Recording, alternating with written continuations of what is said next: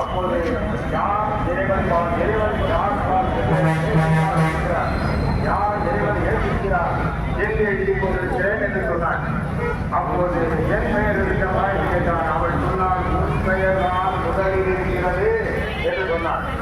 ஏனென்றால் இறைவன் எதை விரும்புகிறான் என்றால் அதிகமான விருப்பங்கள் இல்லை, அதிகமாக